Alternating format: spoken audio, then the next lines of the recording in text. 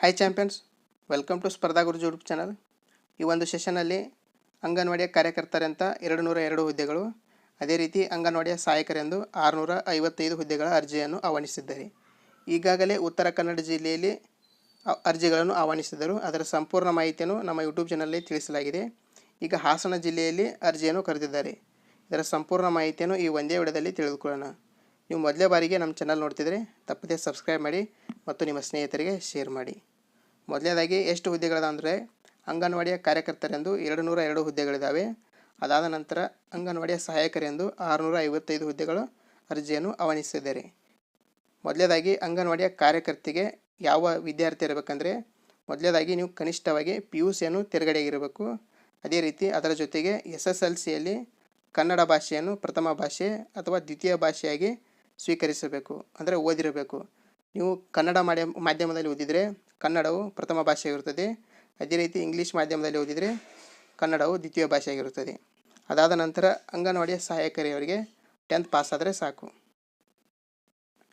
ಇಲ್ಲಿ ಅಭ್ಯರ್ಥಿಯ ವಯಸ್ಸು ಎಷ್ಟು ನೋಡೋದಾದರೆ, ಕನಿಷ್ಠ ಅಭ್ಯರ್ಥಿಯು 19 ವರ್ಷವನ್ನು ಪೂರೈಸಿರಬೇಕು, ಗರಿಷ್ಠ 35 ವರ್ಷ ಮೀರಿರಬಾರದು.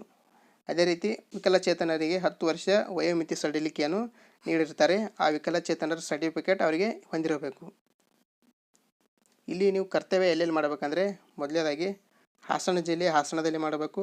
ಚನ್ನರಾಯಪಟ್ಟಣ, ಹೊಳೆನರಸೀಪುರ, ಬೇಲೂರು, ಸಕಲೇಶಪುರ, ಆಲೂರು, ಅರಸೀಕೆರೆ, ಅರಕಲಗೂಡು ವ್ಯಾಪ್ತಿಯಲ್ಲಿ ಹುದ್ದೆಗಳು ಖಾಲಿ ಇವೆ. ಇಲ್ಲಿ ನೀವು ಅರ್ಜಿಯನ್ನು ಆಹ್ವಾನಿಸಬಹುದು. ಅದೇ ರೀತಿ ಇಲ್ಲಿ ನೀವು ಬೇರೆ ಡಿಸ್ಟಿಕ್ದವರು ಕೂಡ ಅಪ್ಲೈ ಮಾಡ್ಬೋದು. ಬಾಗಲಕೋಟೆ ಆಗಿರ್ಬೋದು, ಬೆಳಗಾವಿ, ಯಾವ ಡಿಸ್ಟಿಕ್ ಬೇಕಾರಾದರೂ ನೀವು ಅಲ್ಲಿ ಹಾಸನ ಜಿಲ್ಲೆಯಲ್ಲಿ ಅಪ್ಲಿಕೇಶನನ್ನು ಹಾಕ್ಬೋದು.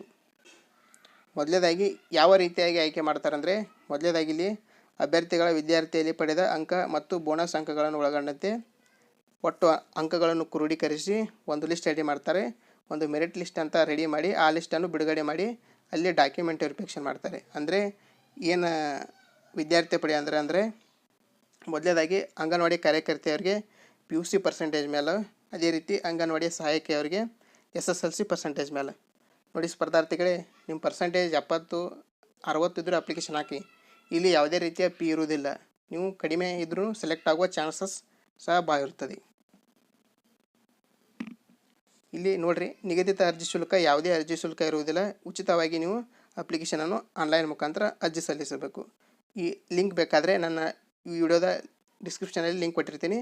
ನೀವು ಆ ಲಿಂಕ್ ಕ್ಲಿಕ್ ಮಾಡೋ ಮುಖಾಂತರ ಡೈರೆಕ್ಟಾಗಿ ವೆಬ್ಸೈಟ್ಗೆ ಓಪನ್ ಆಗುತ್ತದೆ.